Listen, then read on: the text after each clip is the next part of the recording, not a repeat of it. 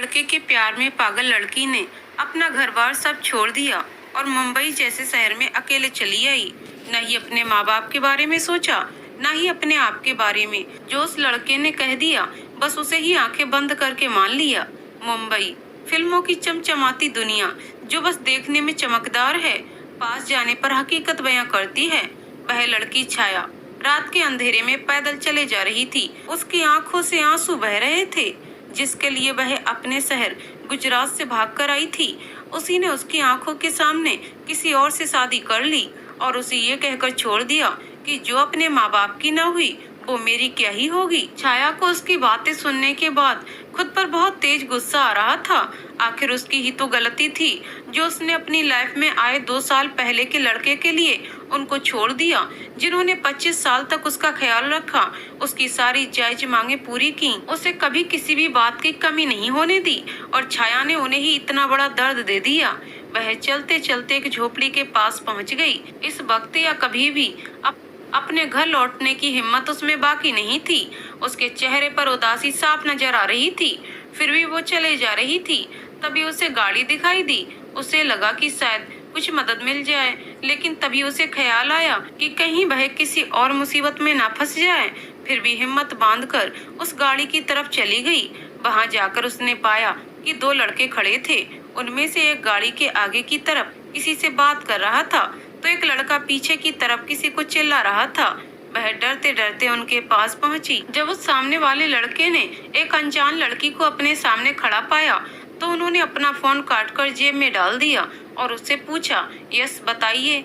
उस लड़की के पूछने पर छाया को समझ नहीं आया कि वह क्या बोले।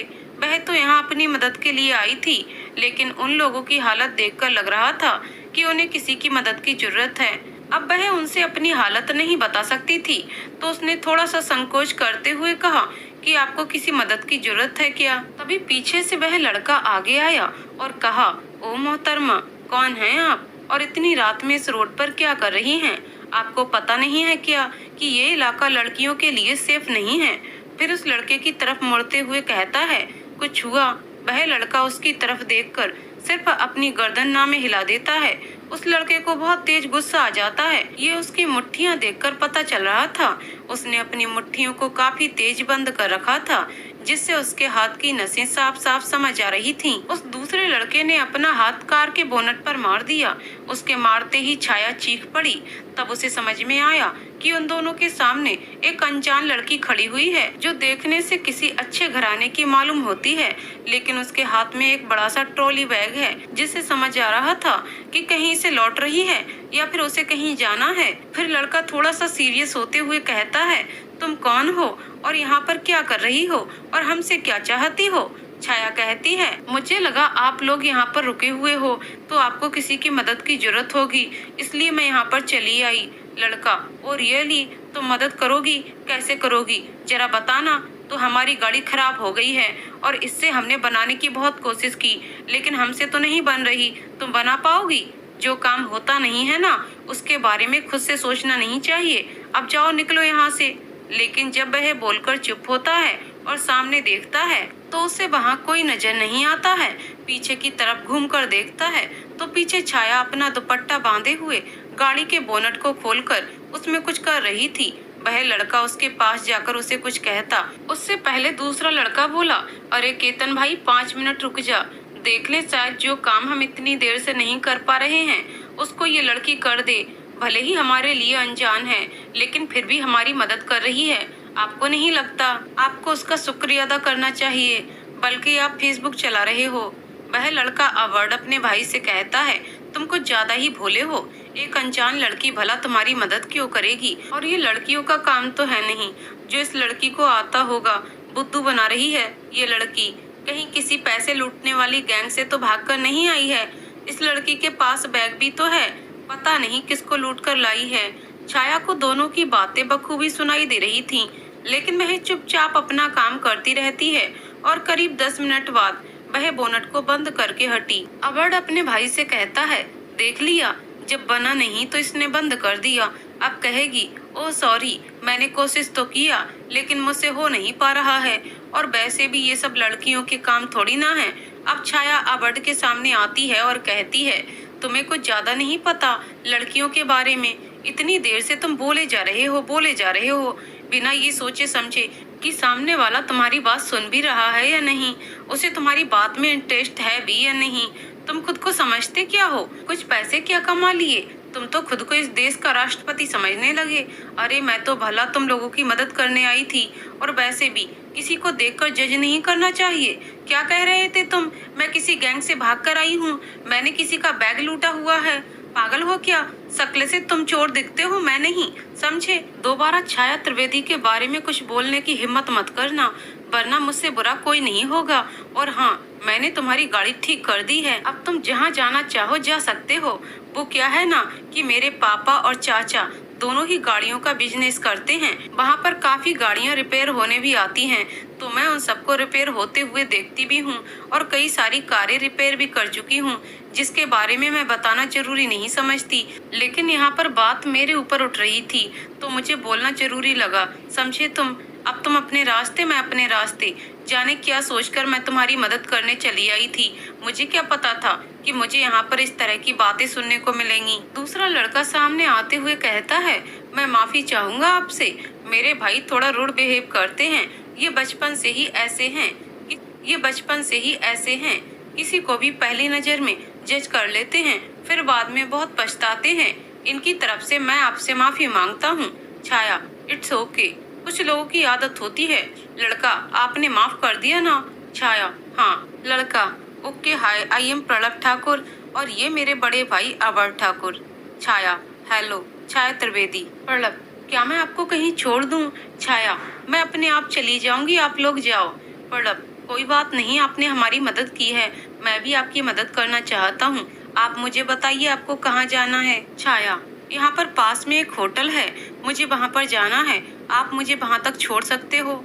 प्रणब छाया को पास के ही एक होटल तक छोड़ता है और गाड़ी अपने घर की तरफ घुमा लेता है। पता है कि मॉम डैड किसी भी कीमत पर इस रिश्ते को नहीं तोड़ेंगे। बेकार के सपने देखना बंद करो, मुझे अपनी जिंदगी में शांति चाहिए। तुम्हारी वजह से मैं अपनी जिंदगी को बर्बाद नहीं कर सकता। प्रणब, ओ रियली भाई, आप मेरी वजह से अपनी जिंदगी बर्बाद कर रहे हो, या फिर इस रिश्ते को करके अपनी जिंदगी बर्बाद कर रहे हो? आपको अच्छे से पता है कि वह शिखा एक नंबर की जिद्दी और एरोगेंट लड़की है, उसके साथ आप कभी खुश नहीं रह सकते। वह आपको कभी खुश देख भी नहीं सकती। वह सिर्फ अपनी खुशी चाहती है, हर वक्त सिर्फ अपने बारे में सोचती है। कभी उसने आपके बारे में नहीं सोचा। अरे उसे आपके बारे में भी ढंग से नहीं पता है, बस सिर्फ आपके पैसों के पीछे पागल है। अवॉर्ड, इस बात की क्या गारंटी है कि ये लड़की मेरे पैसों के पीछे नहीं भागेगी? ये मुझे दिल से प्यार करेगी। तुम्हें लगता होगा ऐसा, पर आज हमारे लिए अनजान थी, लेकिन जब हमसे जुड़ेगी तो उसे सब कुछ पता चल जाएगा, और तब वह पैसों के पीछे नहीं होगी। अगर कल को उसे मेरे से ज्यादा पैसे वाला इंसान मिल गया तो वह मुझे छोड़कर चली जाएगी। इसलिए मैं किसी से नहीं अटैच हूँ। तो बहुत अच्छा है, तुम गाड़ी चलाने में ध्यान दो, मम्मा वेट कर रही होंगी। पर अब चुपचाप ड्राइव करने लगता है। उसे पता था कि अपने भाई से बहस करने का कोई फायदा नहीं है। उसे जो करना होगा वह वही करेगा। अगर उसे शिखा से ही शादी करनी होगी तो उसी से शादी करेगा, अगर नहीं तो किसी भी कीमत पर ये शादी नहीं होगी। अबड़ के दिमाग में क्या चल रहा था, प्रणब इस बात से पूरी तरह से अनजान था। अबड़ अपनी ही सोच में गुम था कि प्रणब ने गाड़ी रोक दी। घर आ चुका था तो वह उतरकर अंदर चला गया। उसने अंदर जाकर अपनी मम्मा को सोफे पर बैठे पाया, जो कोई नॉवेल पढ़ रही थी। उसने जाकर उनके हाथ से बुक ली और कहा, रात काफी हो चुकी है, आपको सो जाना चाहिए। जी जी मम्मा। अच्छा, मेरे लिए रात हो चुकी है और तुम दोनों के लिए? पहले से तुम लेट आते हो। जब से प्रणब ने ऑफिस ज्वाइन किया है उसे भी ढेर सारा काम दे देते हो और वो भी लेट हो जाता है। प्रणब अंदर आते हुए, क्या बात है मदर इंडिया को मेरी फिक्र हो रही है? मैं कोई सपना तो नहीं देख रहा? जिया जी, चुप कर बदमाश, हर वक्त मस्ती सोचती रहती है। अच्छा, तुम दोनों जाकर चेंज कर लो, मैं खाना लगा देती हूँ। अबड़, मम्मा हम दोनों मीटिंग की वजह से लेट हुए थे और वहीं पर खा लिया, तो आप जाकर सो जाओ, हम भी बस सोने जा रहे हैं। जिया जी, पक्का ना? अबड़ प्रणब, आप पक्का? जिया जी, गुड नाइट बच्चों। अबड़ एंड प्रणब, गुड नाइट मम्मा। अबड़ अपने सबसे ऊपर बने फ्लोर के रूम में चला जाता है। उसका फ्लोर वेल सेटल्ड था। उसमें 2 bedroom, study room, kitchen, garden और बड़ा हॉल था। कुछ वक्त बाद अबड के रूम का गेट नॉक होता है। अबड इस समय कपड़े चेंज करके बाहर आया था। उसने कहा, आ जाओ, खुला हुआ है। पड़ब अंदर आ गया। सामने अबड खड़ा था। उसने लाइट कलर की शर्ट पहन रखी थी। अबड, क्या काम है? इतनी रात में यहाँ पर क्यों आए हो? पड़ब मुस्कुराते हुए, भाई बह भूख लगी है। आपको तो पता है कि मॉम हम लोगों का काफी देर से वेट कर रही थीं। उनसे खाना बनाने के लिए कहना मुझे बिल्कुल अच्छा नहीं लगा, तो मैंने उन्हें मना कर दिया। और साथ साथ वह भी पता था कि आप यहाँ पर कुछ न कुछ तो बनाओगे, इसलिए मैं यहाँ चला आया। अबड, तुम यहीं बैठो, मैं कुछ देर में कुछ बना कर लाता हूँ। पड़ब मुस्कुराते हुए वहीं रखे सोफे पर बैठ जाता है और टीवी का रिमोट लेकर टीवी चला देता है। अबड किचन में जाकर कुछ बनाने के लिए ढूंढने लगता है। तभी पड़ब भी पीछे से आ जाता है। उसने कहा, भाई, वैसे आपको नहीं लगता आपको मेरी बात के बारे में सोचना चाहिए? अबड, तुम्हारी कौन सी बात के बारे में मुझे सोचना चाहिए? और तुम कब से समझदारी वाली बात करने लगे जो मैं तुम्हारी बात को सोचूं? पड़ब, भाई, वही छाया त्रिवेदी के बारे में, उसे मेरी भाभी बनाने के बारे में। अबड, तुम फिर शुरू हो गए। एक अनजान लड़की ने तुम्हारी मदद क्या कर दी? तुम तो उसके पीछे पड़ गए। क्या पता वो यहाँ पर अपने किसी रिश्तेदार से मिलने आई हो। पड़ब, ओहो, इतनी फिक्र। अभी तो आप कह रहे थे कि वह किसी गैंग से भागकर आई है और किसी का बैग लूटा है, और अब किसी रिश्तेदार से मिलने आई है। भाई, आप तो कितना जल्दी बदल गए। मुझे नहीं पता था कि आप उसे इतनी जल्दी सपोर्ट करने लगोगे। मैंने सिर्फ उसे अपनी भाभी बनाने के लिए कहा था, लेकिन लगता है आपने उसे अपनी बीवी मान लिया है। अबड, बकवास बंद करो, नहीं तो तुम्हें खाना नहीं मिलेगा। ओके भाई, आप मेरा खाना मत छीनो। आपकी जो मर्जी हो वो करो। आप शिखा से शादी करना चाहते हो, शिखा से करो, या छाया जी से शादी करना चाहते हो तो मैं उनको भाभी जरूर बोलूंगा। वैसे भाई, अगर आप दोबारा उनसे मिलो ना तो उन्हें अपने हाथ से बना खाना जरूर खिलाना। सच्ची बता रहा हूँ, आपकी फैन हो जाएंगी। और अगर आपने उस टाइम पर प्रपोज कर दिया ना तो तुरंत हाँ कर देंगी, कसम से कह रहा हूँ। अबड, लगता है तुझे भूख नहीं लगी है, तभी बकवास किए जा रहा है। पड़ब, सॉरी भाई। अबड उसके सामने ओट्स रखता है और खुद के लिए भी निकालता है। दोनों शांति से खा लेते हैं। उसके बाद पड़ब अपने कमरे में चला जाता है और अबड भी लाइट्स ऑफ करके सोने चला जाता है। जैसे ही वह अपनी आंखें बंद करता है तो उसे छाया का फेस दिखता है। अब वह कुछ अलग ही रूप में नजर आ रही थी। उसने एक बार झटके से अपनी आंखें खोली, कुछ भी नहीं था। अबड सोच में पड़ गया कि उसने ऐसा क्यों देखा। उसने एक बार फिर आंखें बंद करी। छाया का नया रूप उसे नजर आया। लाल साड़ी पहने, मांग में भरा सिंदूर, हल्की गुलाबी लिपस्टिक, गले में मंगलसूत्र, हाथ में सुहाग चूड़ा, अपनी सांवली रंगत लिए वह बेहद खूबसूरत दिख रही थी। ये भले ही अबड का सपना था, फिर भी वह छाया के रूप की ओर सम्मोहित हो चुका था। उसने अपना सर झटका और फिर सोचा, ये सब पड़ब की बकवास का असर है जो मुझे ऐसा नजर आ रहा है। कुछ देर में वह भी सो गया। होटल में जब पड़ब ने छाया को वहाँ छोड़ा था, छाया अंदर जाकर अपने आइडेंटिटी कार्ड दिखाती है और रूम बुक कराती है। रिसेप्शनिस्ट उसे रूम नंबर 111 की चाबियां देती है। छाया रिसेप्शनिस्ट से अपना बैग रूम में पहुंचवाने को बोलकर वहां से कमरे में चली जाती है। थोड़ी देर में उसका बैग भी आ जाता है। वह जब अपना बैग खोलती है तो उसमें ऊपर रखे हुए कार्ड देखकर उसकी आंखों में नमी आ जाती है। ये वही कार्ड थे जो वो अपने बॉयफ्रेंड के लिए लाई थी, लेकिन उसने उसकी कदर ही नहीं की। ईशान जो उसका बॉयफ्रेंड था, उसी ने उसे मिलने के लिए बुलाया था। छाया उसे बेइंतहा मोहब्बत करती थी।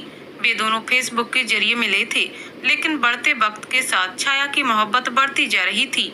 उसने अपने मॉम डैड को भी ईशान के बारे में बता दिया था, लेकिन उसके मॉम डैड ने जब छानबीन कराई तो उन्हें वह लड़का सही नहीं लगा और उन्होंने इस रिश्ते के लिए मना कर दिया।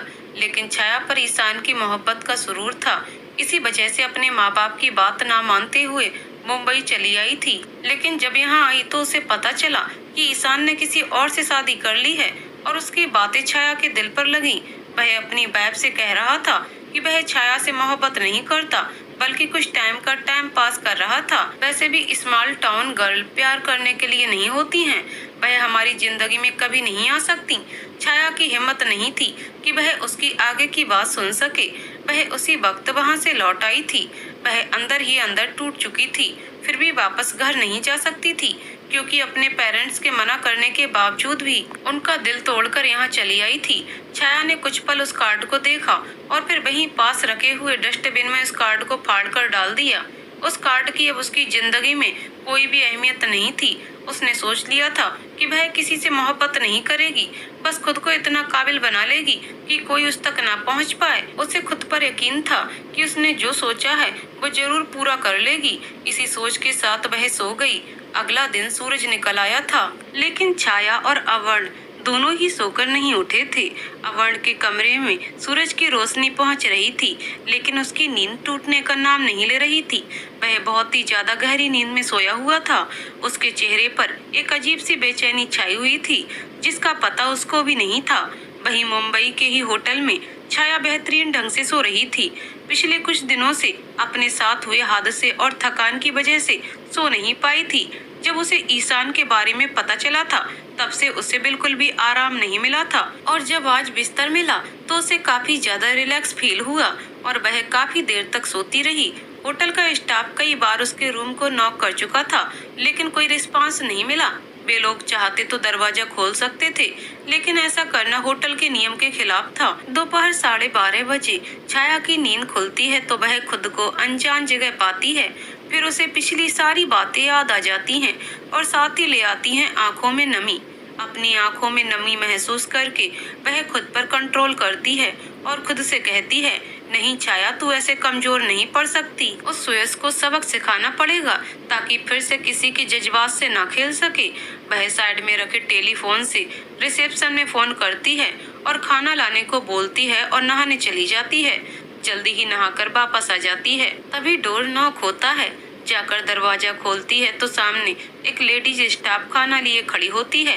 वह उसे रास्ता देती है तो वह लड़की अंदर आकर खाना रखती है और कहती है, मैम, आपको और किसी चीज की जरूरत है? छाया, क्या मुझे आज का न्यूज़पेपर मिल सकता है? लड़की, जी मैम, मैं अभी भिजवाती हूँ। और कुछ? छाया, अभी तो नहीं, जब जरूरत होगी तो मैं बुला लूंगी। लड़की, श्योर मैम, बोलकर चली जाती है। वह चुपचाप खाना खाती है। तब तक में वह लड़की न्यूज़पेपर भी भिजवा चुकी थी। खाना खाने के बाद वह न्यूज़पेपर लेकर उसमें कुछ जॉब सर्च करती है और उनमें से एक नंबर डायल करती है, लेकिन वह नंबर आउट ऑफ नेटवर्क बताता है।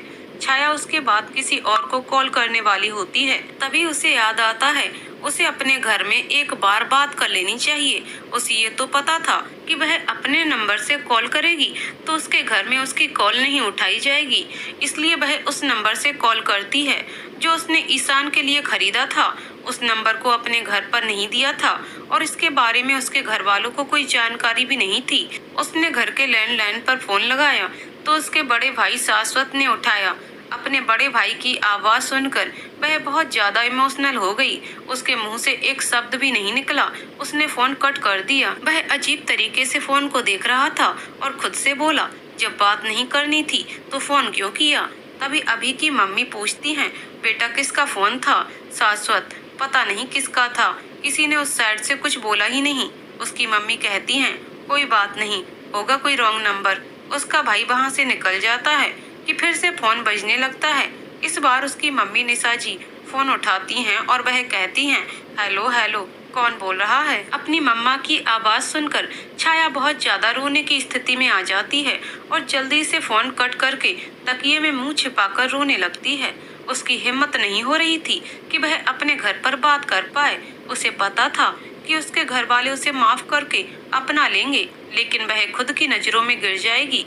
जिस तरह से उसने उन सबको धोखा दिया था, अब वह अपना बड़ा नाम बनाना चाहती थी।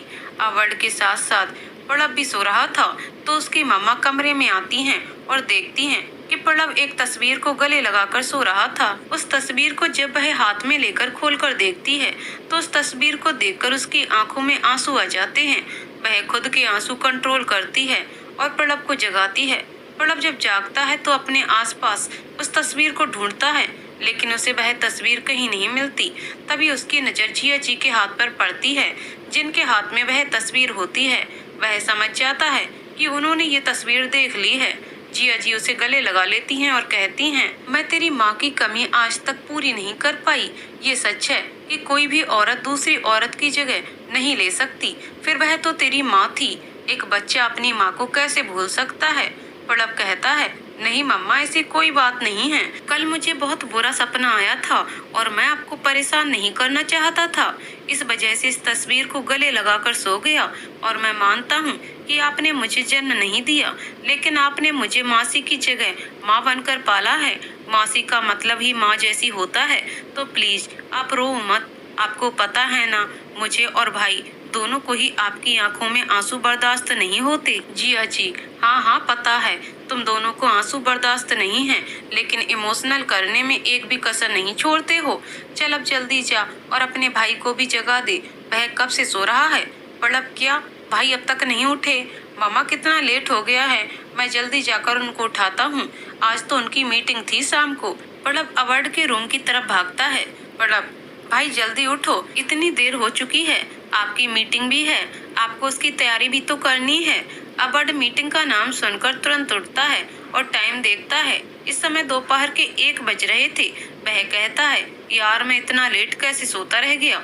मेरी तो मीटिंग है शाम के 5 बजे।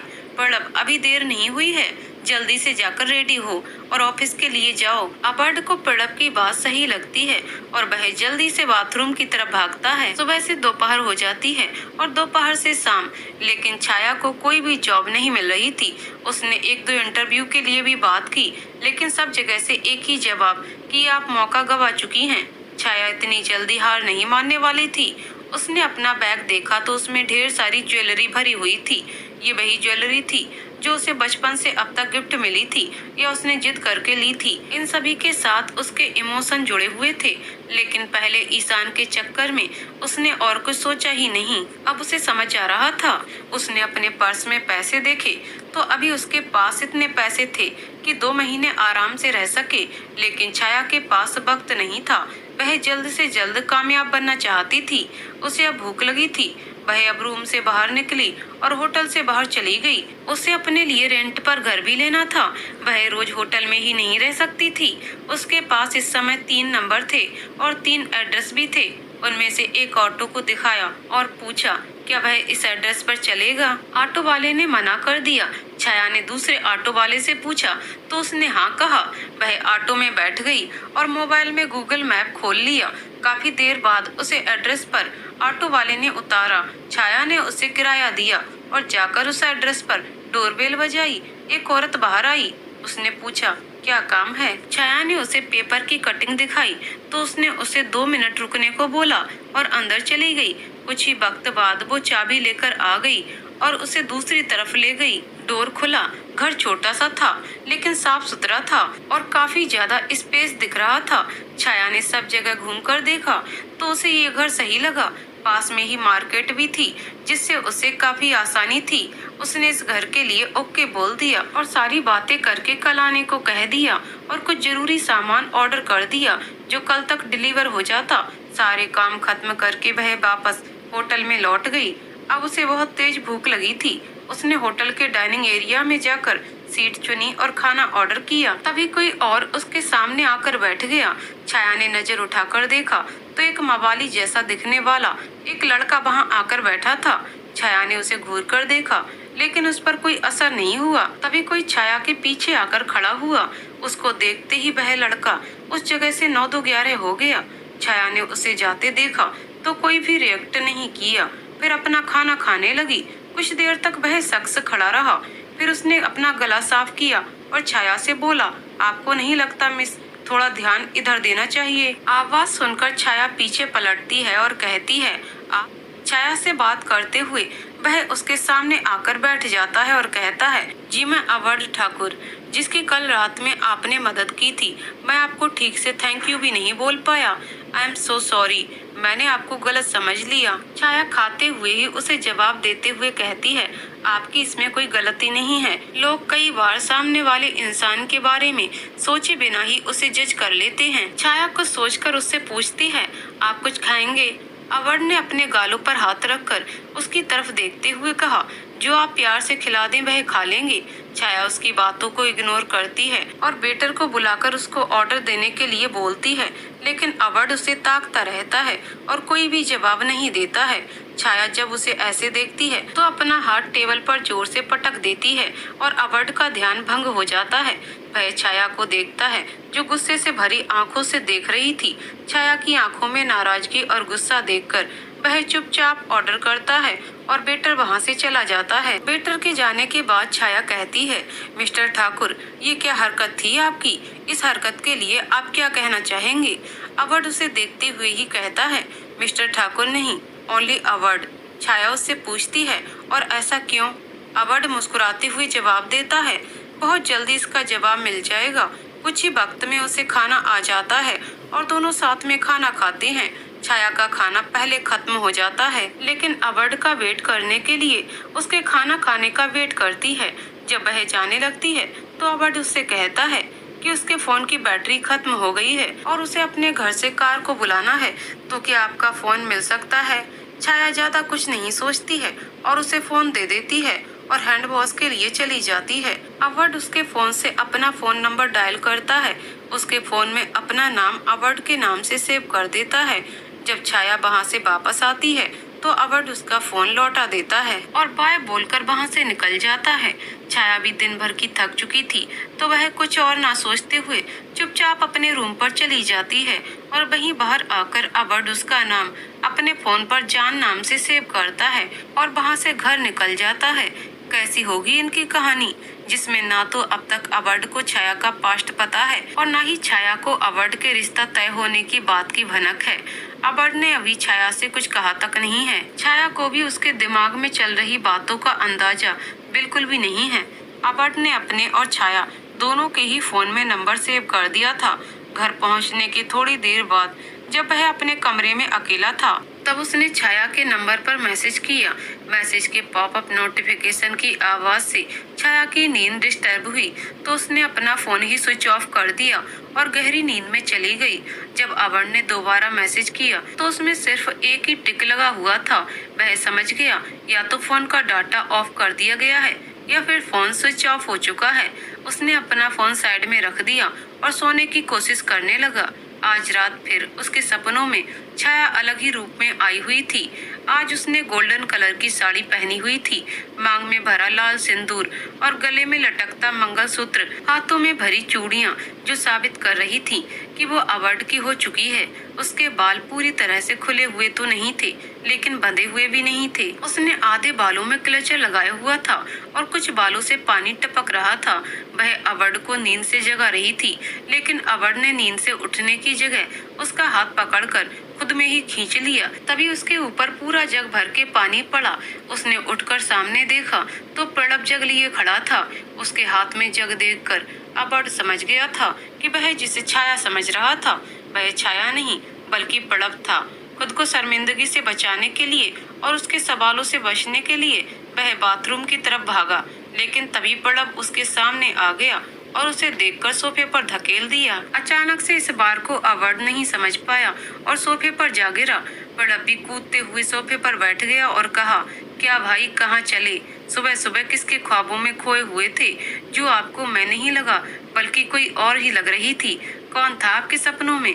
अवध के पास उसकी बातों का कोई जवाब नहीं था। वह जानता था अगर उसने प्रणव को भी कुछ भी बताया तो फिर पूरे घर में ढिंढोरा पीट देगा और उस दिन ही मॉम डैड उसकी शादी का सपना पूरा होने से पहले ही तोड़ देंगे। और जिस लड़की को वह अपने आसपास नहीं महसूस करना चाहता और जिसे देखना भी नहीं चाहता, उसे उसकी जिंदगी में ला देंगे और वह कुछ भी नहीं कर पाएंगे। उसे भी जो भी करना है बहुत ही चुपचाप करना था। तो वह प्रणव से धीरे से कहता था, आंख बंद कर और इधर आ, मैं तुझे बताता हूँ। प्रणव, लेकिन भाई आंख क्यों बंद करनी है? अवध, तुझे बात जाननी है ना तो आंख बंद करनी पड़ेगी, वरना मैं कुछ नहीं बताने वाला। प्रणव उसे टोकते हुए, हाँ हाँ मुझे जाननी है, और अपनी आंख बंद करके उसके पास कान ले जाता है। जब उसे काफी देर तक कुछ भी सुनाई नहीं देता तो अपनी आंख खोल कर देखता है। अवध वहाँ से गायब होता है। बाथरूम से शावर चलने की आवाज आ रही थी तो वह समझ जाता है कि उसके भाई ने उसे बेवकूफ बना दिया और वहाँ से निकल लिया। प्रणव भाई आपने अच्छा नहीं किया, अबड़ अंदर से ही पूछा। मैंने क्या किया? पड़प, भाई आपको जवाब देना ही पड़ेगा। आप किसके ख्यालों में थे? पर ना आपको अपना जवाब मम्मा को ही देना पड़ेगा, फिर आप सोचते रह जाना। अब आप बोलो, आप किसे जवाब दोगे? अबड़ उसे कोई जवाब नहीं देता और चुपचाप अपना काम करता रहता है। जब पड़प को कोई जवाब नहीं मिलता तो पैर पटकते हुए कमरे से बाहर निकल जाता है। पड़प जिया जी के पास जाता है और उनसे कहता है, मम्मा आज ना भाई शिखा को याद कर रहे थे। उसकी बचपन वाली तस्वीरें अब तक उनके पास हैं। जिया जी, आज मैं तरुण जी से बात करूंगी कि वे रियांश भाई साहब से बात करें और शिखा गुड़िया का भी नजरिया पता चल जाएगा कि वो क्या सोचती है अवार्ड के बारे में। पड़प, लेकिन मम्मा अगर उसे ये रिश्ता मंजूर नहीं हुआ तब क्या होगा? नहीं मतलब उन लोगों का रिश्ता उनकी बचपन की दोस्ती को देखकर तय किया गया था और अब तो वे लोग सालों से नहीं मिले हैं। जिया जी, पहले तो ऐसा नहीं बोलते हैं, और अगर उसने ना कहा तो ये रिश्ता नहीं होगा और तुम बहाने से या डायरेक्ट अबड़ से भी बात कर लेना। उसके भी मन का हाल पता होना चाहिए, वह क्या चाहता है। अब कुछ भी नहीं समझ में आता। कम से कम तेरे साथ बातें शेयर तो करता है, हम लोगों के साथ तो वक्त भी नहीं बिताता है। बिजनेस उसके लिए ज्यादा जरूरी है। कभी कभी लगता है हम लोगों को उससे बात करने के लिए अपॉइंटमेंट लेना पड़ेगा, तब जाकर उसका वक्त मिलेगा। शिखा उसकी बचपन की दोस्त रही है, साथ खेले हैं दोनों। हाँ, ये अलग है कि अब दोनों बात भी नहीं कर रहे हैं एक दूसरे से, लेकिन वह भी बेचारी क्या करती। अपनी मम्मी के आगे उसकी भी तो एक नहीं चल पाई थी, वरना वो तो जाने को भी तैयार ना थी। पड़प, मम्मा मैं तो आज तक शिखा से नहीं मिल पाया। आपने ही बताया जो भी बताया है। जब अवार्ड रेडी होकर नाश्ता करने नीचे आया तो उसकी मम्मा ने उससे कहा कि वह शिखा के बारे में क्या सोचता है। अचानक से ये सवाल सुनकर वह अपनी मम्मा को देखता है तो वह कहती है, पड़प ने मुझे बताया कि तू शिखा को याद करता है, तो मैंने तय किया है कि आज ही तरुण जी के आने के बाद रियांश भाई साहब से तेरे रिश्ते की बात आगे बढ़ाने के लिए कहा जाएगा और शिखा गुड़िया की राय भी ले ली जाएगी। अबड़ को अपने ऊपर गुस्सा आ रहा था कि उसने किसी तरह से बात क्यों नहीं संभाली। पड़प को ये बात करने का कहाँ से मौका मिला? उसने अब तक यही सोचा था कि उसने कुछ नहीं बताया तो पड़प कुछ नहीं करेगा, लेकिन पड़प ने तो शिखा को लेकर एक नई कहानी जड़ दी थी। बेचारा अवड़ कुछ भी नहीं कर सकता था। वह इस रिश्ते के लिए ना नहीं कर सकता था। अगर वो इस रिश्ते के लिए ना करता तो उसके पापा और शिखा के पापा के बीच का दोस्ती का रिश्ता टूट जाता, जो वह कभी नहीं चाहता कि उसकी वजह से उसके पापा की दोस्ती खराब हो। उसने सोच लिया था कि उसे कुछ करके शिखा का नंबर निकालना होगा और उससे बात करके इस रिश्ते के लिए मना करने को कहना होगा, क्योंकि एक उसकी हाँ और ना पर ही फ्यूचर टिका हुआ था और उसे ये काम जल्द से जल्द करना था। उसने कई सालों से शिखा से किसी भी तरह का कांटेक्ट नहीं रखा था। वह उसकी बचपन की दोस्त थी, लेकिन जब वह अपने पापा और मम्मी की वजह से वहाँ से चली गई थी तो उसने उससे बात करना बंद कर दिया था। फिर उस दिन के बाद से उन दोनों की कभी बात नहीं हुई थी। वह जल्दी से नाश्ता करके अपने ऑफिस के लिए निकल जाता है। उसके पास खुद का असिस्टेंट था, लेकिन वह कुछ दिनों के लिए छुट्टी पर गया था। उसे अर्जेंट असिस्टेंट की जरूरत थी, तो उसने अपने मैनेजर को फोन किया और कहा कि असिस्टेंट की जॉब के लिए किसी को हायर करो और ये भी कंफर्म करना कि उसे नौकरी सिर्फ 1 महीने के लिए करनी है। उसके बाद उसकी पोस्ट किसी और डिपार्टमेंट पर लगा दी जाएगी। उसके मैनेजर का जवाब आता है कि वह कल सुबह तक उसके लिए असिस्टेंट का इंतजाम कर देगा। मैनेजर रमन ने सभी सोशल मीडिया पर और न्यूज़पेपर पर खबर छपवा देता है और ठाकुर ग्रुप्स के लिए एक असिस्टेंट की जरूरत है। यहाँ पर इंटरव्यू स्टार्ट हो चुके हैं, तो जो भी व्यक्ति इच्छुक हो वह आकर अपनी किस्मत आजमा सकता है। हमें जिसका भी काम और बिहेवियर अच्छा लगेगा उसे ठाकुर ग्रुप्स के साथ काम करने का मौका मिलेगा।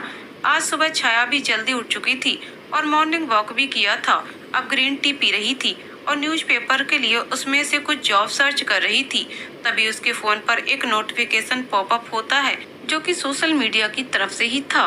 ठाकुर ग्रुप्स के मैनेजर ने बताया कि उनके ग्रुप को एक असिस्टेंट की जरूरत है। जो भी लोग भी ये पोस्ट पाना चाहते हैं वह आज कंपनी में आकर हमसे कांटेक्ट करें। इंटरव्यू के लिए जा रहे हैं।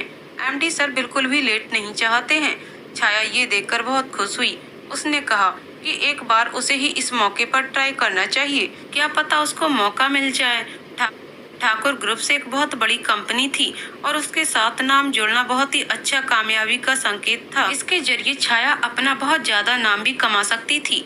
ये कंपनी उसकी कामयाबी के लिए पहला कदम होने वाली थी, लेकिन उसके लिए उसे सबसे पहले अपने आप को उस इंटरव्यू के लिए रेडी होना था। तो वह जल्दी से जाकर रेडी हुई और ठाकुर ग्रुप्स के लिए निकल गई। उसने आज कैजुअल शर्ट और जीन्स पहन रखा था और अपने हाथ में डॉक्यूमेंट्स की फाइल ले रखी थी। उसने कैब बुक की और ठाकुर ग्रुप्स के लिए निकल गई। वहां पहुंचकर उसने रिसेप्शन पर इंटरव्यू एरिया के बारे में पूछा। उसे मालूम नहीं था कि उसने किसी को कॉल किया और उससे पूछा, फिर छाया को रास्ता बता दिया। छाया चुपचाप अंदर चली गई और एक किनारे जाकर खड़ी हो गई। वहां पर काफी लोग आ चुके थे, बैठने की जगह तक नहीं बाकी थी। मैनेजर एक जगह खड़ा रहकर सबकी हरकतें नोटिस कर रहा था। किसी को भी नहीं पता था कि वो मैनेजर है। सब उसे भी इंटरव्यू देने के लिए आया ही समझ रहे थे। तभी उसे एक धक्का लगा और वह गिरते गिरते बचा। उसने पलटकर देखा तो एक लड़की अपनी ड्रेसिंग सही कर रही थी, फिर बिना सॉरी बोले ही आगे बढ़ गई। उसके आने पर हील्स की आवाज वहां सुनाई देने लगी थी। उसने कुछ ग्रुप के बीच में जाकर कहा, जो भी यहाँ एमडी की असिस्टेंट के लिए इंटरव्यू के लिए आया हो वो वापस जा सकता है, क्योंकि मुझे पहले ही चुन लिया गया है। कुछ लोगों ने उसकी बातों को सीरियस लिया तो कुछ ने नहीं। मैनेजर ये सारी बातें सुनकर चुपके से अपने केबिन की ओर बढ़ गया और अवध को फोन लगा दिया।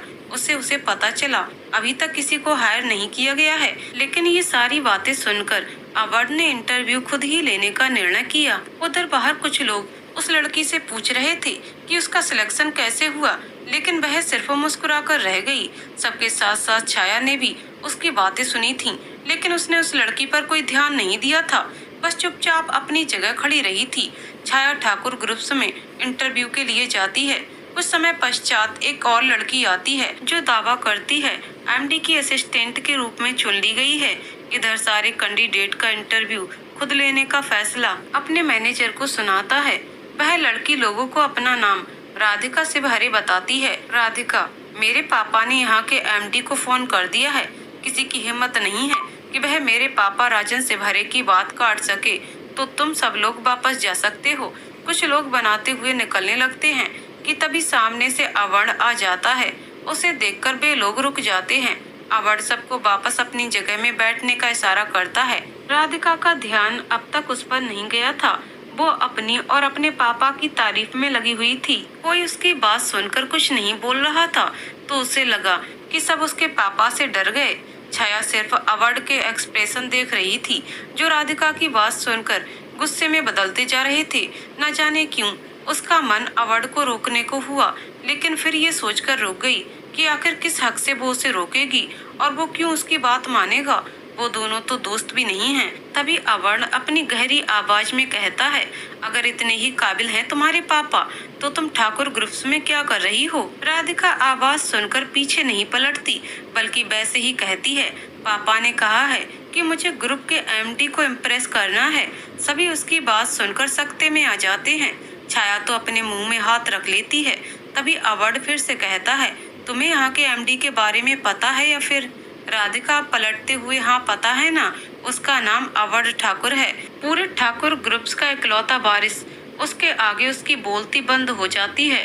सामने अवध खड़ा था और अब तक की सारी बातें उसने सुन ली होंगी। ये सोचकर ही उसकी सिट्टी बिट्टी गुल हो गई। अवध गुस्से से, यहाँ के एमडी को इम्प्रेस करना है, दिमाग ठिकाने है या नहीं? सिक्योरिटी को बुलाकर कहता है, इन मोहतरमा को यहाँ से लेकर जाओ, इससे पहले मेरे हाथों से कुछ बुरा हो जाए। सिक्योरिटी राधिका को कंपनी से बाहर करती है। अवध भी वहाँ से अपने केबिन में जाने लगता है। तभी उसकी नजर छाया पर पड़ती है। एक नजर छाया को देखकर रमन से बोलता है, सारे कैंडिडेट को एक एक करके अंदर भेजें।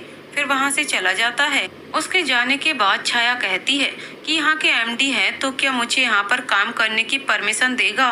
फिर खुद को डांटती है, छाया ज्यादा मत सोच, अगर तेरा काम अच्छा लगेगा तो तुझे काम लेने से नहीं मना करेगा। और वैसे भी उसे अपना काम अच्छे से चाहिए, उसे तुझसे कोई मतलब थोड़े ना है। और फिर तूने कौन सा गलत काम किया है जो इतना डर रही है? तू बस अपने आप को कॉन्फिडेंट रख, ये जॉब तुझे ही मिलेगी और ना भी मिले तो मुंबई में जॉब की कमी थोड़े ना है। अवध केबिन में आकर उसकी ऐसी मासूम हरकतें ही देख रहा था कि तभी रमन कैंडिडेट को अंदर भेजता है। तो वह जाकर अपनी चेयर में बैठ जाता है और इंटरव्यू लेना शुरू कर देता है।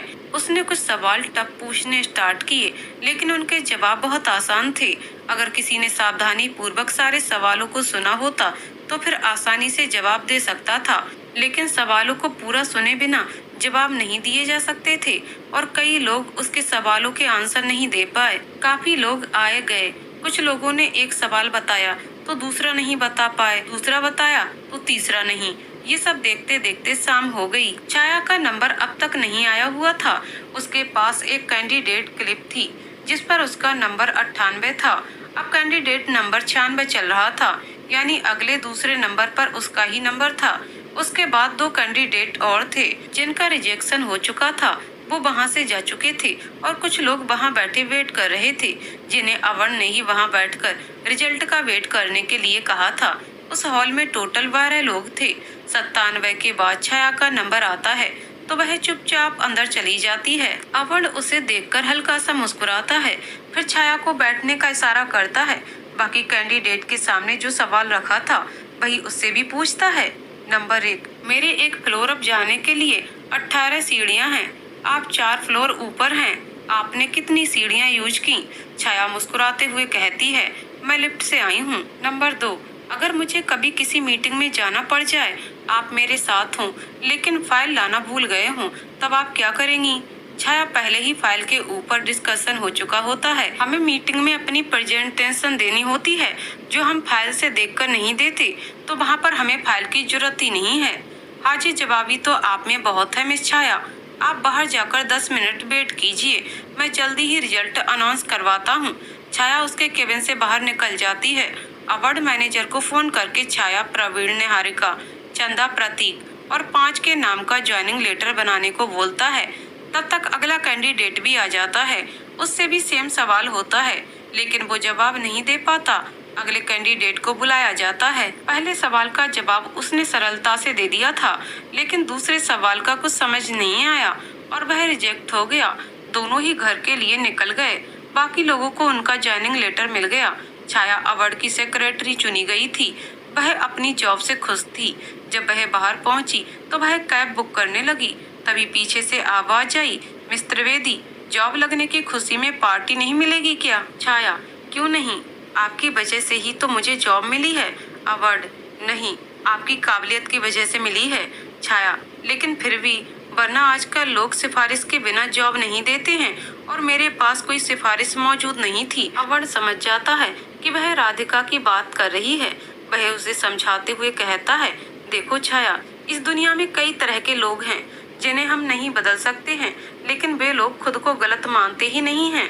राधिका और उसके पापा भी ऐसे ही लोगों में ही आते हैं, दूसरों की मेहनत पर अपनी बुरी नजर डालने वाले। लेकिन ये ठाकुर ग्रुप्स हैं। यहाँ ऐसे लोगों की कोई भी जगह नहीं, क्योंकि जिन्हें खुद आसानी से सब कुछ मिल जाया करता है, वह दूसरे की मेहनत का मोल नहीं जानते। वे कभी इस बात को नहीं जान सकते कि उस व्यक्ति ने कामयाब होने के लिए कितनी ज्यादा मेहनत की है। छाया, ठीक है, मैं समझ गई। आप क्या कहना चाहते हैं? अब चलें, आपको पार्टी चाहिए ना? अवार्ड उसे आगे चलने का इशारा करता है और खुद छाया के पीछे चलने लगता है। दोनों पास के ही एक ढाबे में जाते हैं। ये अवार्ड का ही सजेशन था। वहाँ जाकर अवार्ड अपने लिए एक कप चाय मंगवाता है। छाया भी अपने लिए मसाला चाय ऑर्डर करती है। तभी अवार्ड कहता है, शिखा। ये नाम सुनकर छाया हैरान होती है। छाया, आप? अवार्ड नॉर्मल तरीके से, प्लीज ऐसे मत रिएक्ट करो। मुझे पहले लगा था कि तुम शिखा ही हो, फिर भी कंफर्म करना जरूरी था। छाया, लेकिन आप आबू हो, ये कैसे? अवार्ड, क्यों नहीं, कोई शक है? छाया, शक नहीं, फिर भी। अवार्ड, अच्छा, अभी पास्ट को छोड़ो और प्रेजेंट में रहो। मेरी वजह से तुम्हें कोई प्रॉब्लम नहीं होगी, इतना तो यकीन है मुझ पर। छाया बस मुस्कुरा देती है। इतने दिनों बाद उसके चेहरे पर एक सच्ची मुस्कुराहट थी, पर अब वह पूरी तरह से बेफिक्र हो चुकी थी। उसे अवार्ड का बर्ताव भी बुरा नहीं लगा था। वह उसे अचानक जाने के लिए माफी चाहती थी, लेकिन अवार्ड ने उसे कुछ भी कहने से रोक दिया था। वह बस इस पल को एंजॉय करना चाहता था। अवार्ड को पता चल जाता है कि छाया ही शिखा है। अगले दिन से छाया उसका ऑफिस ज्वाइन कर लेती है और सभी काम बखूबी करती है, लेकिन अवार्ड को उससे बात करने का मौका नहीं मिलता। अगर कभी छाया उसके सामने पड़ जाती तो अवध कुछ बहाना करके वहां से निकल जाता, या फिर कभी अवध उससे बात करना चाहता है तो छाया वहां से अलग हट जाती थी। दोनों के बीच अलग ही खामोशी छाई हुई थी। दोनों ही इस खामोशी को तोड़ना तो चाहते थे, लेकिन समझ नहीं पा रहे थे कि किस तरह से अपनी खामोशी को दूर किया जाए। इसी तरह करते करते 3 महीने बीत चुके थे। अब अवध के सब्र का बांध टूट चुका था। वह शिखा से सीधे तरीके से बात करना चाहता था, लेकिन उससे नहीं हो पा रहा था, और छाया जब भी उसके सामने पड़ती तो वह तुरंत हट जाया करती थी। अवध चाह कर भी उससे बात नहीं कर पा रहा था। आज संडे का दिन था, लेकिन अवध ने एक मीटिंग का बहाना करके छाया को बुलाया हुआ था। लेकिन छाया को गलत ना लगे, इसीलिए कुछ और कलीग्स को भी बुला लिया गया था। वह छाया से नॉर्मल बात करने का तरीका ढूंढ रहा था। इतने दिनों में छाया का भी दिमाग सिर्फ अवध पर लगा हुआ था कि कहीं वो उसके पास्ट के बारे में कुछ न पूछ ले। वह इस बीच में ईशान को भूल चुकी थी। उसे ये भी नहीं याद था कि उसने आखिरी बात कब ईशान को याद किया था। लंच टाइम पर जब सभी लोग लंच करने के लिए कैंटीन में जा चुके थे तो अवध ने छाया को अपने केबिन में बुलाया और उसके आते ही केबिन को रिमोट से लॉक कर दिया। छाया एक बार को डर गई, लेकिन उसे विश्वास था कि वह उसके साथ कुछ गलत नहीं करेगा। भले ही उन दोनों में बातें नहीं होती थीं। रोज सुबह और रात में अवध मैसेज करता था, लेकिन उसे कोई रिप्लाई नहीं मिलता था, और कभी तो वो बेस्ट फ्रेंड भी थे। अवध ने उसे बैठने को कहा। छाया भी चुपचाप सोफे पर जाकर बैठ गई। अवध, शिखा, अगर तुम इस बात से डर रही हो कि मैं तुमसे तुम्हारा पास्ट पूछूंगा तो तुम गलत हो। तुम भूल गई कि अगर मुझे ये पता चल गया कि तुम शिखा ही हो तो फिर तुम्हारा पास्ट क्यों नहीं पता होगा। तुम उसे पसंद करती थी, वो कहीं से भी गलत नहीं था, लेकिन उस प्यार के लिए अपने परिवार को भूल जाना, ये तो गलत है ना। छाया, मैं जानती हूँ मैंने गलत किया है, लेकिन ये बात मुझे काफी देर में समझ आई और इसी वजह से धोखा खा गई ना। अवध, नहीं, तुम बहुत साफ दिल की हो, बस इसलिए उसकी नीयत नहीं समझ पाई। तुम अपने दिल में कोई मलाल मत रखो। अवध उसे सारी बातें समझा चुका था और छाया के मन से भी काफी हद तक बोझ उतर चुका था। उसे लग रहा था कि वह अवध से बातें छुपाकर गलत कर रही है, लेकिन अवध को सारी बातें पहले से ही पता थीं। उसने भी कहीं पर भी गलती नहीं मानी, बल्कि उसे प्यार से समझाया। उसका अपने परिवार को छोड़कर आना गलत था, किसी को पसंद करना गलत नहीं, लेकिन उसके लिए कुछ और न देखना गलत था। फिर उसने अपने बचपन की याद दिलाते हुए कहा कि कैसे हम लोग बचपन में मस्ती करते थे और आइसक्रीम के लिए लड़ते थे। मम्मा लोगों की बातें नहीं सुनते थे, तब हमें डांट पड़ती थी क्योंकि हम वहाँ पर गलत कर रहे थे। वैसे ही आज है, लेकिन आज हम अपने मन की बातें कभी उनसे शेयर नहीं करते हैं। लेकिन हम ये भूल जाते हैं कि कभी ना कभी तो हम भी गलतियां करते हैं ना, और हमें भी सही राह बताने वाला कोई होना चाहिए। अगर हम आज अपने मॉम डैड को छुपाते हैं तो यकीन मानो हम कहीं ना कहीं गलती कर रहे हैं। अगर वो हमारे लिए कुछ सोच रहे हैं तो अच्छा ही होगा। कभी कभी होता है कि उनका फैसला गलत निकल जाए, लेकिन जिन्होंने हमारा बचपन से पालन पोषण किया है उनको हम दुख पहुंचाएं, ये कब सही है। उनको दुखी करके क्या हम खुश रह पाएंगे। छाया उसकी सारी बातें अच्छे से समझ गई थी। फिर अवध उससे सवाल करता है कि तुम वापस गुजरात कब जाओगी। छाया, मैंने उनका दिल दुखाया है, मेरी हिम्मत नहीं है कि उनका सामना करूं। मैं अपना नाम बनाना चाहती थी, जो मैंने ठाकुर ग्रुप्स के साथ काम करके काफी ज्यादा प्राप्त कर लिया है, लेकिन अब भी हिम्मत नहीं है कि मैं उनसे अपनी गलती की माफी मांग सकूं। अवध, एक बार तुम्हें जाना चाहिए, माँ बाप का दिल बहुत बड़ा होता है, वो हमारी हर छोटी बड़ी गलती को माफ करके हमें अपनाते हैं। तुम बस रास्ता भटक गई थी, तुम पूरी तरह से गलत नहीं हो। एक बार जाकर देखो, वह अभी तुम्हारा इंतजार कर रहे हैं। उन्हें उम्मीद है कि तुम वापस लौट कर आओगी। उनकी उम्मीद को जाया मत होने दो। उसके चुप होने के बाद केबिन में शांति छा जाती है। वह फिर से चुप्पी तोड़ते हुए कहता है, एक बात और तुम्हें बतानी थी। हम दोनों का रिश्ता बचपन में तय कर दिया था, लेकिन अभी तुम्हारा फैसला जानना बाकी है। तुम जो भी फैसला लेना सोच समझ कर लेना। ना मैं तुम पर कोई दबाव डालना चाहता हूँ, न ही तुम्हारे पेरेंट्स डालेंगे। तुम्हारे पास वक्त ही वक्त है, जो भी चाहो वह फैसला ले सकती हो। मैं तुम्हारे हर फैसले में तुम्हारे साथ हूँ।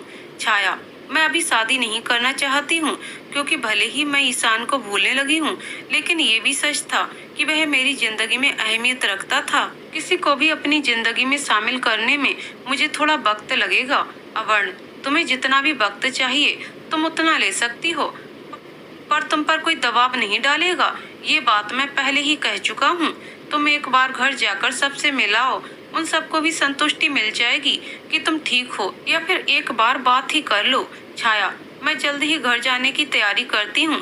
शायद तुम सही कह रहे हो, मुझे वापस जाना चाहिए। अवर्ण अपनी खुद की तारीफ करते हुए, हाँ तो मैं कुछ गलत थोड़ी ना कह सकता हूँ। उसकी बात को छाया समझ जाती है और कहती है, हाँ हाँ बिल्कुल, तुम गलत नहीं कह सकती। आफ्टर ऑल तुम मेरे ही दोस्त हो। अवर्ण, अच्छा जी, मुझसे मेरे ही बात करने का तरीका छीन लिया। छाया, हाँ तो तुम बात पर भी कॉपीराइट लगाओगे क्या? अवर्ण, वह तो कोई भी नहीं लगा पाएगा, लेकिन मैडम भूख लग रही है, खाना मंगा लो, या फिर आज जब तक व्रत करवाने का इरादा है तो वह भी बता दो, तुम्हारे लिए वो भी कर लेंगे। छाया, उसकी कोई जरूरत नहीं है, तुम व्रत भी सही से नहीं कर पाओगे। दोनों खाना मंगवा कर खाना खाते हैं और अपने अपने काम में जुट जाते हैं। उन्हें बात करते करते लंच टाइम से भी काफी ज्यादा वक्त हो चुका था और काफी काम बाकी रह गया था, जो कि शाम होने से पहले खत्म होना जरूरी है। अब दोनों के बीच किसी भी तरह की खामोशी नहीं थी, सब कुछ नॉर्मल था। 3 महीने बाद आज छाया अपने घर के लिए निकल चुकी थी। अभी उसे गए हुए कुछ ही वक्त हुआ था, लेकिन अवर्ण का मन नहीं लग रहा था। भले ही दोनों बात नहीं करते थे, लेकिन एक दूसरे के सामने होते थे। वह छाया को सब जगह ढूंढ रहा था, लेकिन उसे सिर्फ उसका एहसास महसूस हो रहा था। वह इन 3 महीनों में उससे प्यार कर बैठा था, लेकिन कभी उसके सामने कहने की हिम्मत नहीं हुई। उसे पता था कि अभी उसे इनकार ही सुनने को मिलेगा। इसी वजह से छाया को अपने पास्ट से निकालने का पूरा मौका दे रहा था। जब उसका मन नहीं लगता तो वह घर चला जाता है। उसके मॉम डैड किसी रिश्तेदार की शादी में गए हुए थे और प्रणव बिजनेस की मीटिंग के लिए दूसरे शहर गया हुआ था। उसके बारे में पूछने वाला इस समय कोई नहीं था, यही उसके लिए भी अच्छा था। वह अपनी हालत के बारे में किसी से जिक्र नहीं करना चाहता था। 7 दिन बाद छाया वापस आ चुकी थी, लेकिन उसका बर्ताव कुछ बदला बदला सा लग रहा था। इन 7 दिनों में छाया को समझ आ गया था कि वह भी अवर्ण से प्यार करने लगी थी। वह बस एक दिन का मौका ढूंढ रही थी, जो कि उसे कल ही मिलने वाला था। कल अवर्ण का बर्थडे था और उसके लिए इससे बेहतरीन गिफ्ट कुछ नहीं हो सकता था। उसने कल के लिए प्लान कर लिया था कि वह अपने दिल की बात अवर्ण को बता देगी। उसने इस बात में अवर्ण की भी मदद ली थी। अगला दिन सारी तैयारी हो चुकी थी। सुबह से किसी ने भी अवर्ण को विश नहीं किया। अवर्ण को हैरानी हुई कि प्रणव ने उसे विश नहीं किया, जो कि हर बार सबसे पहले विश करता था। फिर उसे लगा कि काम के चक्कर में दिमाग से उतर गया होगा। उसने कई बार इशारा भी दिया, लेकिन कोई फायदा नहीं। शाम भी हो गई। उसके पापा तरुण जी ने भी उसे एक पार्टी में आने को कहा था। उसने पूछा भी, फिर भी उसे कुछ नहीं पता चला। वह मन मारकर तैयार हुआ और लोकेशन पर जा पहुंचा। वहाँ उसे अपने लिए ही सरप्राइज मिला। उसने छाया को सब जगह देखा, लेकिन वह वहाँ कहीं नहीं दिखी। उसका मन उदास हो गया। फिर भी वह अपनी फैमिली को नहीं परेशान करना चाहता था। तभी प्रणव का फोन बजता है। फोन छाया का था। उसने कॉल रिसीव की और उधर की बात सुनते हुए उसके हाथ से फोन गिरते गिरते बचा। जिया जी ने उसे संभाला और फोन उसके हाथ से ले लिया। उधर से कोई औरत बोल रही थी। उसने कहा कि आप जल्दी से कीर्ति हॉस्पिटल आ जाइए। ये जिसका फोन है यहाँ रिसेप्शन पर जमा है और अंदर उनका इलाज चल रहा है। जिया जी हड़बड़ी में सारी बातें बताती हैं, लेकिन अवर्ण आधी बात सुनते ही वहाँ से निकल चुका था। बाकी सब भी हॉस्पिटल के लिए निकल गए। अवर्ण की सांस धीमी हो रही थी, लेकिन उसे अपनी फिक्र नहीं थी। वह तेजी से हॉस्पिटल पहुंचा और वहां जाकर छाया का रूम नंबर पूछा।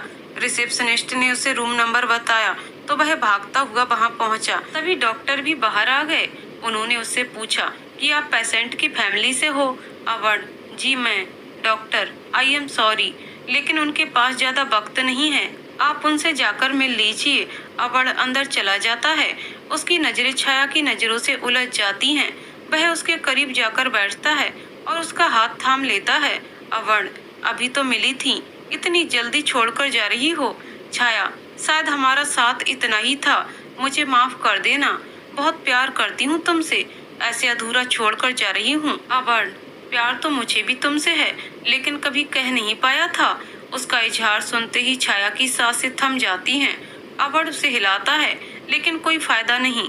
वह इस जहान से जा चुकी थी। अवड़ ने उसके सर से अपना सर टिका लिया। जब फैमिली वाले अंदर आए तो उन्होंने अवड़ को होश में लाने के लिए उसे छुआ तो उसका सर एक साइड हो गया। सबके हाथ अपने आप मुंह पर चले गए। छाया के साथ ही वो भी जा चुका था। वो मिले ही थे बिछड़ने के लिए। इस जन्म उनका बिछड़ना तय था। ये उनकी किस्मत थी जो मिल ना पाए इस जहान में। वो मिलेंगे किसी और जहान में। आज ना सही फिर होगी इनकी प्रेम कहानी पूरी, जो रह गई है अधूरी। तो दोस्तों, कहानी यहीं पर समाप्त होती है। तो दोस्तों, आपको कहानी कैसी लगी कमेंट करके जरूर बताइएगा। कहानी पसंद आई हो तो वीडियो को लाइक शेयर करें और चैनल को सब्सक्राइब करें। कहानी को पूरा सुनने के लिए बहुत बहुत धन्यवाद दोस्तों।